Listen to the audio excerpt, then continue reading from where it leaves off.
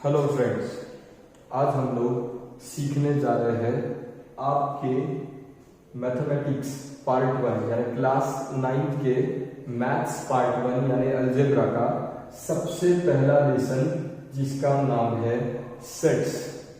ठीक है, इसमें आज का हमारा जो टॉपिक है वो होगा सबसेट क्या होते हैं, उसके बाद यूनिवर्सल सेट क्या होते हैं, उसके बाद कॉम्प्लीमेंट ऑफ सेट क्या होता है, उसके बाद प्रॉपर्टीज या operations on sets, intersection of set हम लोग सीखेंगे। उसके बाद हम लोग यूनियन ऑफ सेट सीखेंगे, डिसजॉइंट सेट्स किसको कहते हैं ये भी हम लोग सीखेंगे। 1 बाय 1 में हर एक चीज नंबर देकर यहाँ पे पॉइंट वाइज एक कंसेप्ट को क्लियर करने का कोशिश करूंगा। बहुत सिंपलेस्ट लैंग्वेज में मैं आपको समझाने का कोशिश करूंगा। मैं आपको रिक्वेस्ट करता हूं कि प्लीज वीडियो को एंड तक देखें। ज्यादा लंबा या बड़ा वीडियो ये नहीं होगा, बट अगर ये वीडियो आपने समझ लिया तो आपके लिए 1.3 एंड 1.4 इजीएस्ट एक्सरसाइज होंगे। ठीक है, बिल्कुल भी डरने का कोई जरूरत नहीं, लेकिन 1.3 एंड 1.4 को अगर आपको अच्छे से समझना है तो आपको इस वीडियो को बहुत ध्यान से देखना होगा। ठीक है, तो सबसे पहला पॉइंट जो हम लोग सीखने जा रहे हैं वो है सबसेट। सबसेट ज्यादा टाइम नहीं लूंगा, सिंपलेस्ट एग्जांपल्स लेकर मैं आपको बताऊंगा। ठीक है, सबसेट के बारे में हम लोग बात कर रहे हैं। ठीक है, अगर मैं आपसे कहूं ए सेट का वैल्यू है, यानी ए सेट के एलिमेंट्स है 2 3 4 5 6, 2 3 4 5 6। ठीक है, बी सेट के वैल्यूज है, बी सेट के वैल्यूज है 3 5 6, 3 5 6। ठीक है, अब मैं कहना चाहूंगा कि इन दोनों के बीच में का सबसेट रिलेशन हमको लिखना है। सबसेट रिलेशन हमको लिखना है। अगर आप ध्यान से देखते हो तो ए सेट में है 2 3 4 5 6 और बी में है 3 5 6। तो अगर आप ध्यान से देखते हो बी सेट बी के जितने भी एलिमेंट्स हैं 3 5 और 6, तीनों एलिमेंट्स किस में पाए जा रहे हैं? सेट ए में पाए जा रहे हैं। सेट ए में 3 5 6 तो है ही, उसके साथ और ज्यादा कौन है? 2 और 4। ठीक है, बट बी के पूरे एलिमेंट्स, सेट बी के पूरे एलिमेंट्स आपको किसमें मिल रहे हैं? सेट ए में। तो मैं कहूंगा देयरफॉर, क्योंकि बी के सारे एलिमेंट्स सेट ए में पाए जा रहे हैं, तो मैं कहूंगा बी इज सबसेट ऑफ ए। मैं कहूंगा बी इज सबसेट ऑफ ए, और उसका सिंबल आप दे सकते हो बी इज सबसेट ऑफ ए। ऐसे उसका सिंबल आप दे सकते हो, या आप ऐसे भी लिख सकते हो B is subset of A. B is, ये जो सिंबल मैंने दिया है सी टाइप में, ये है subset of A. B is subset of A, ये दोनों भी करेक्ट है। ठीक है, एक और एग्जांपल ले रहा हूं, सेट सी ले रहा हूं, सेट डी लेता हूं। ठीक है, डी 2 4 5 7, 2 4 5 7 मैंने सेट डी में लिए हैं। 2 4 5 7 मैंने लिया, और मैंने आपसे पूछा बेटा जैसे बी वॉज सबसेट ऑफ ए, तो क्या डी इज सबसेट ऑफ ए और नॉट? ठीक है, डी इज सबसेट ऑफ ए और नॉट। तो इसका जवाब होगा, बेटा ध्यान से देखो, यहाँ पे 2 है, यहाँ पे 2 है, यहाँ पे 4 है, यहाँ पे 4 है, यहाँ पे 5 है, यहाँ पे 5 है, यहाँ पे 7 है, यहाँ पे 7 यानी 7 नहीं है। तो एक एलिमेंट ऐसा है जो ए में नहीं है, तो इसका मतलब डी के सारे एलिमेंट्स ए में नहीं है। डी के सारे एलिमेंट्स ए में नहीं है। लेकिन अगर आप बी को देखते हो 3, 5, 6, तो बी के सारे एलिमेंट्स सेट ए में पाए जाते हैं, इसीलिए बी इज सबसेट ऑफ ए। मगर डी में एक बंदा अलग है जो ए में पाया जा रहा नहीं है, एक एलिमेंट, वो 7 था, उसके कारण मैं कहूंगा D is not the subset, D is not the subset of A. D is not the subset of A. क्यों? आप कहोगे सर यहाँ पे 2, 4, 5 है, यहाँ पर भी 2, 4, 5 है, फिर ये सबसेट क्यों नहीं है? लेकिन भाई लोग इसके साथ में यहाँ पे कौन है बंदा? 7, और यहाँ पर 7 नहीं है, इसीलिए एक भी बंदा अगर न हो तो आप D को A का सबसेट नहीं कह सकते। D cannot be called as subset of A। ठीक है, आई होप आपको इन्हीं दो एग्जाम्पल्स को देख के समझ में आया हो कि सबसेट किसको कहना चाहिए। अगर all the elements of a particular set, all the elements are present in the other set, then this will be called as the subset of this set। अगर इस सेट के सारे एलिमेंट्स दूसरे सेट में अगर प्रेजेंट हो, तब जाकर इस सेट को इस सेट का सबसेट माना जाएगा। अगर एक भी बंदा, जैसे यहां 7 था, बचे हुए सारे एलिमेंट्स यहां पे थे, लेकिन 7 यहां पे नहीं था, इसीलिए D cannot be called as subset of set A। ठीक है, दिस इज हाउ हम लोग सबसेट क्या चीज है इसको हम लोग सीखे हैं। अब इसी को मैं वेन डायग्राम में आपको दिखाने का कोशिश करूंगा। वेन डायग्राम में हम लोग इसी को दिखाने जा रहे हैं, ध्यान से देखिए। ठीक है,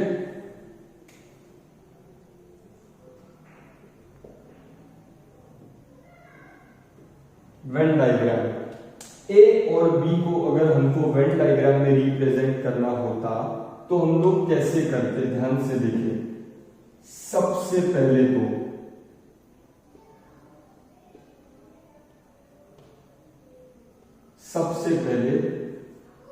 2, 3, 4, 5, 6, 2, 3, 4, 5, 6, ये हुआ सेट ए। जो सेट ए के एलिमेंट्स थे 2, 3, 4, 5, 6, एक सर्कल बोलो या एक एलिप्स बोलो, ये जो शेप आपको पसंद आए उसको ले लो और उसमें आप सेट ए के सारे एलिमेंट्स डाल दो। मैंने डाल दिए, एक एलिप्स लेने का कोशिश किया और उसमें सेट ए, इसके बाहर जस्ट बाहर मैंने नाम दिया सेट ए, और 2, 3, 4, 5, 6 ए के सारे एलिमेंट्स मैंने इसमें डाल दिए।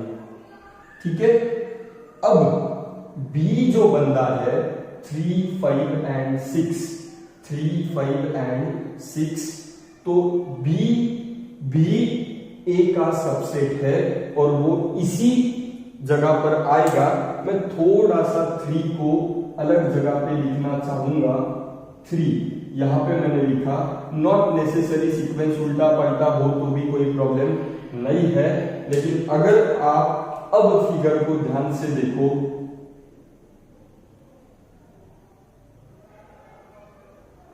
इतना पार्ट है बी, इतना पार्ट है बी, 3, 5, 6। देखिए बी के अंदर कौन है, 3, 5 एंड 6, और बी किसके घर में है, ए के घर में है। इसका मतलब बी ए के घर में है, इसका मतलब B is subset of A. ठीक है, B is subset of A. This is how Venn diagram, मैंने आपको कुछ ऐसे स्टेप निकालकर रिप्रेजेंट करना है। अगर इसी को अगर आप मुझे लिखने कहें तो मैं लिखूंगा एक, ये पूरा ए है, पूरा ए है, और ए के घर में कौन है, 2, 3, 4, 5, 6 है। अगर आप मुझे कहें सर इसको देख के b लिख कर दिखाओ, तो मैं कहूंगा b will be equal to 3, 5, 6.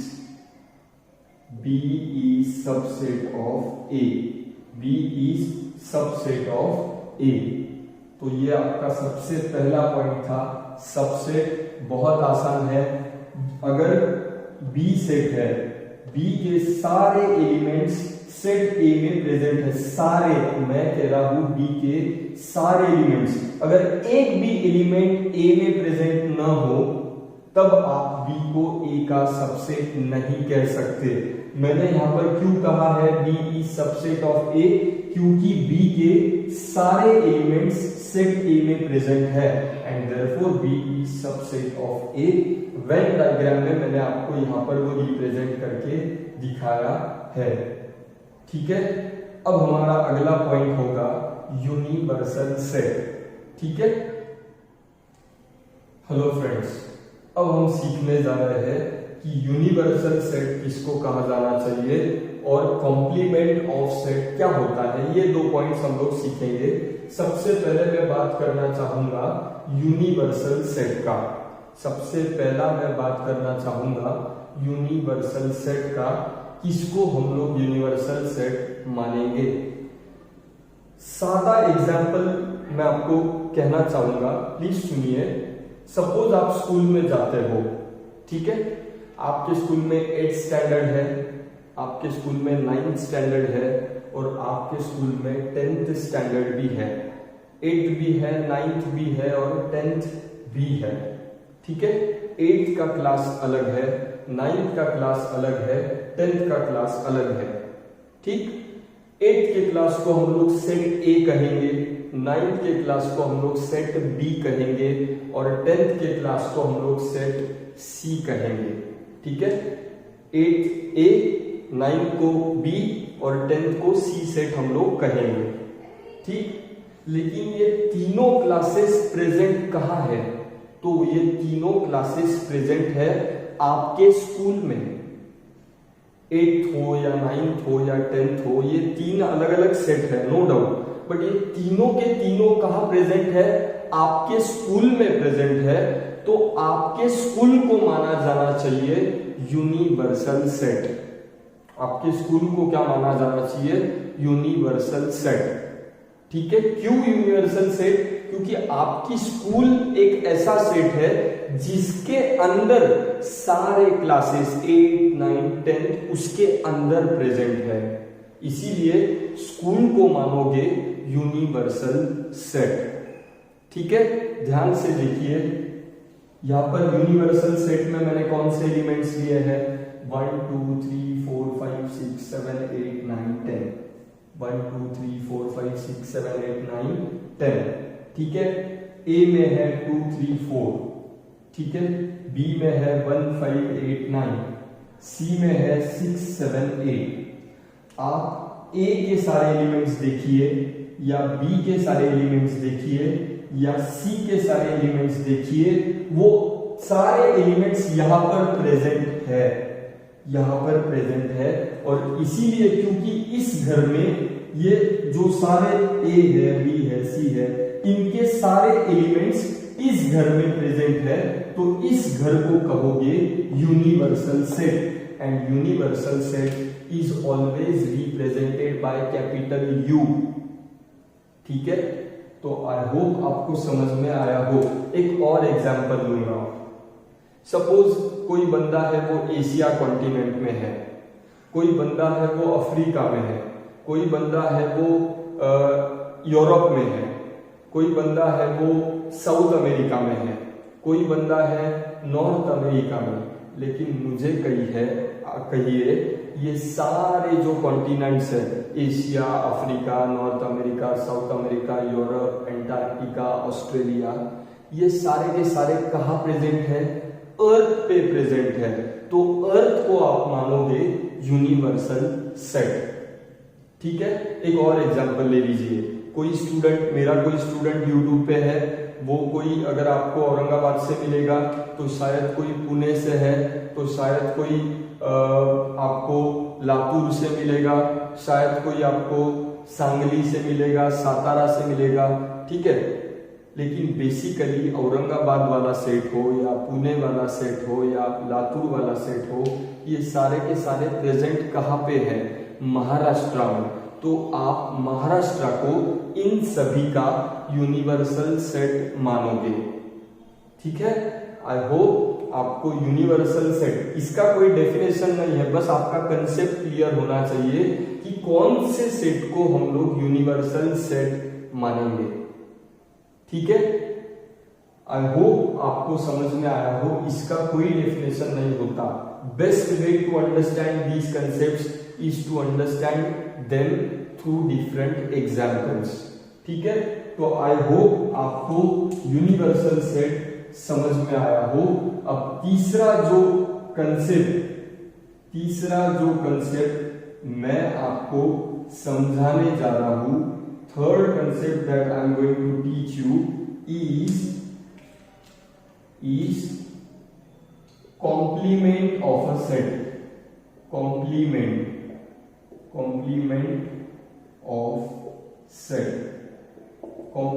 of set।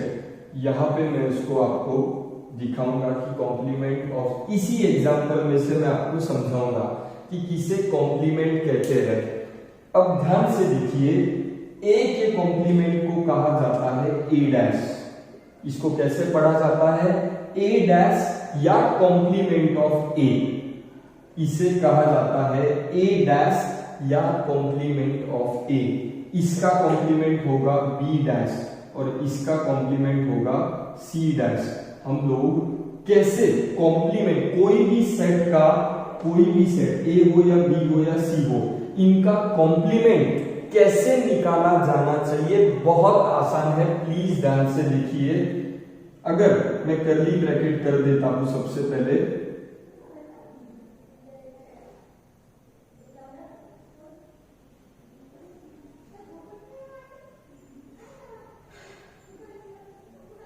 ठीक है। अब मुझे निकालना है ए का कॉम्प्लीमेंट। सेट ए मेरे पास ऑलरेडी प्रेजेंट है, बट मुझे अभी सेट ए नहीं, ए डैश निकालना है। इसको आप कैसे पढ़ सकते हो? ए डैश यानी आपको निकालना है कॉम्प्लीमेंट, बी डैश यानी बी का कॉम्प्लीमेंट, सी डैश यानी सी का कॉम्प्लीमेंट, ठीक है। तो सबसे पहले हम लोग ए डैश यानी ए का कॉम्प्लीमेंट निकालने जा रहे हैं। कॉम्प्लीमेंट ऑफ सेट यानी क्या, मैं आपको एग्जांपल में से बताने का कोशिश करूंगा, ठीक है। अब ए में कौन था? 2 3 4 यूनिवर्सल सेट आपको हमेशा दिया होता है, ठीक है। तो ए में कौन है? 2 3 4। इनको आप, ए के घर में जो बंदे हैं इनको आप यूनिवर्सल सेट में से निकाल दीजिए। अगर आप इनको यूनिवर्सल सेट में से निकाल देते हो तो क्या बचता है? 1 2 3 4 को तो हमको निकालना है, तो बचेगा 1, 5, 6 7 8 9 10। 1 5 6 7 8 9 10 ये होगा आपका कॉम्प्लीमेंट यानी ए डैश। अगर कोई सेट है W और आपको कहे कि W का कॉम्प्लीमेंट निकालो, तो आप क्या करोगे?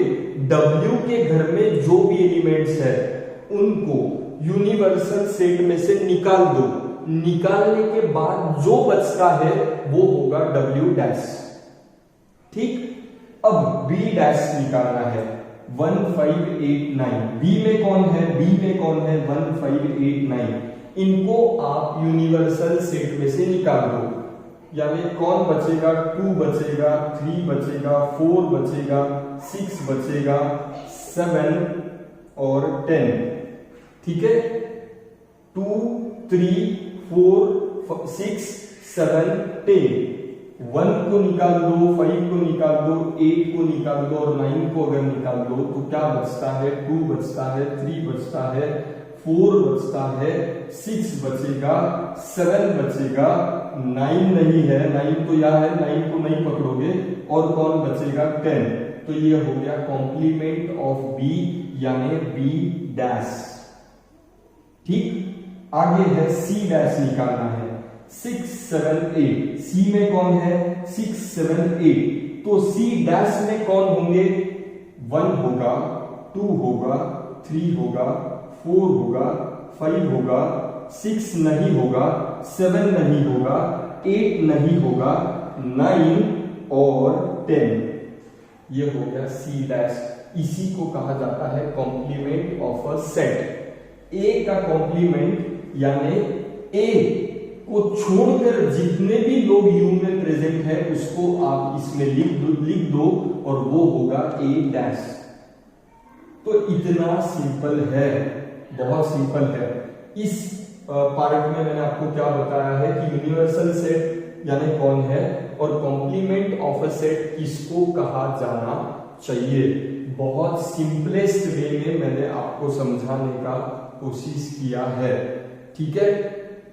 अब हम लोग अगले पॉइंट में सीखने जा रहे हैं operations on sets. Operations on sets यानी कौन, इंटरसेक्शन ऑफ सेट्स और दूसरा है आपका यूनियन ऑफ सेट्स। दोनों भी मैं आपको साइड बाय साइड समझाऊंगा। बहुत इजी है, डरने की कोई भी जरूरत नहीं है। आई होप आपको ये पार्ट समझ में आया हो। हेलो फ्रेंड्स, अब हम सीखने जा रहे हैं ऑपरेशन ऑन सेट्स कि अलग अलग सेट्स को ऑपरेट अगर करना हो तो कैसे किया जाता है, ठीक है। ऑपरेशंस कैसे किए जाते हैं। पहले प्रकार के ऑपरेशन को कहा जाता है इंटरसेक्शन ऑफ टू सेट्स।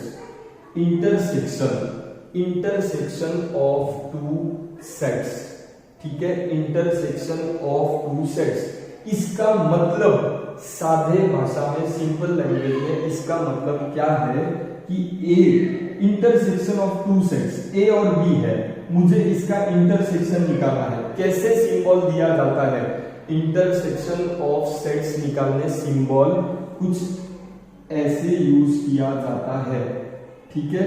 अगर मुझे आप पूछो कि ए इंटरसेक्शन बी, इसे कैसे पढ़ा जाता है, A intersection B, A intersection B यानी ए और बी में कॉमन क्या है। ए और बी में जो कॉमन एलिमेंट्स होते हैं उन्हीं को कहा जाता है उसका इंटरसेक्शन। यानी ए और बी का इंटरसेक्शन, ए इंटरसेक्शन बी यानी दोनों में कौन से कॉमन एलिमेंट्स है। तो 2 है, 3 है, 4 है, 2 है, 3 है, 4 है, तो मैं कहूंगा ए इंटरसेक्शन बी यानी दोनों में कॉमन एलिमेंट्स कौन है, 2 3 4, वो होगा 2 3 4। बात खत्म। इंटरसेक्शन यानी दोनों सेट्स में रहने वाले कॉमन एलिमेंट्स को कहा जाता है इंटरसेक्शन ऑफ टू सेट्स, ठीक है। इन दोनों में कॉमन क्या था, 2 3 4, 2 3 4। तो ए इंटरसेक्शन बी में कौन होगा, 2, 3, 4। इसका मतलब ये है कि ए और बी में कॉमन कौन है, 2 3 4, ठीक है। ये था इंटरसेक्शन। किसी ने मुझे पूछा कि अगर सर दोनों में कुछ भी कॉमन नहीं हुआ तो, अगर दो सेट्स है, सपोज दो सेट्स है और दोनों में अगर पहला सेट है, सपोज मैं आपको यहां पर लिख के दिखाता हूं, सेकेंड एग्जांपल, सी और डी को लेंगे। सी में है 2 3 4, ठीक है, 2 3 4। डी में है 5 6 7। डी में क्या है, 5 6 7। तो सी और डी को अगर आप देखते हो तो सी में है 2 3 4, डी में है 5 6 7, यानी इनमें कुछ भी कॉमन नहीं है। और क्योंकि इन दोनों में कुछ भी कॉमन नहीं है तो आपको अगर कोई पूछे कि सी इंटरसेक्शन डी क्या होगा, यानी दोनों में कॉमन क्या है, आप कहोगे सर इन दोनों में तो कुछ भी कॉमन नहीं है, तो मैं क्या लिखूंगा, C intersection D will be equal to empty set, will be equal to empty set. कुछ इस प्रकार से आप उसको लिखोगे।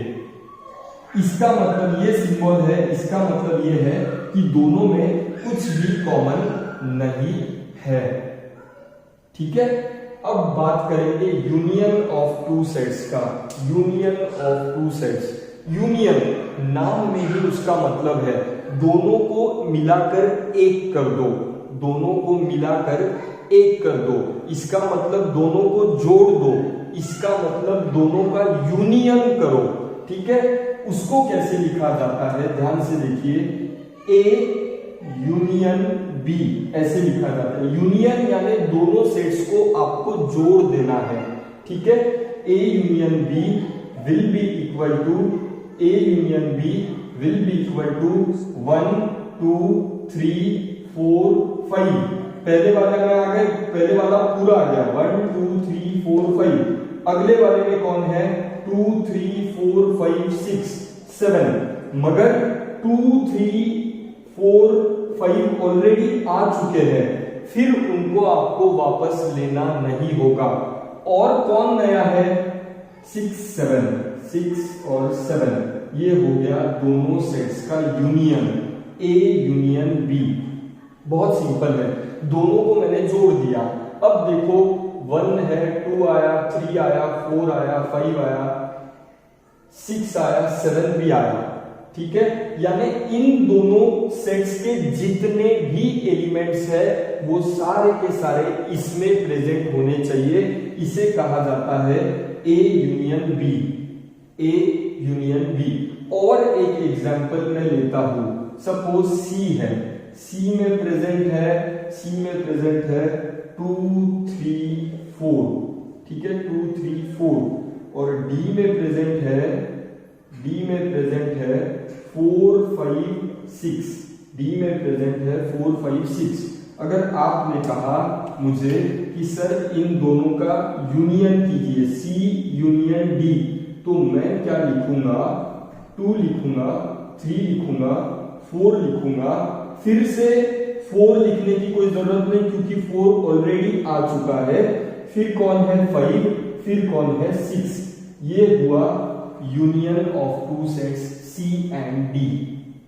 तो दिस इज हाउ दो सेट्स का यूनियन करना है, यानी आपको दोनों को जोड़ देना है, दोनों के एलिमेंट्स को एक साथ आपको लिखना है। मगर ध्यान में क्या रखो, अगर 4 यहाँ पे है और यहाँ पे भी है तो 2 बार आपको 4 को लिखना नहीं है, सिर्फ आपको उसको एक ही बार कंसीडर करना होगा। ठीक है, ये था union of two sets, union of two sets. Intersection of two sets यानी दोनों सेट में कॉमन क्या है वो निकालना है, और यूनियन का मतलब है दोनों को जोड़ देना है।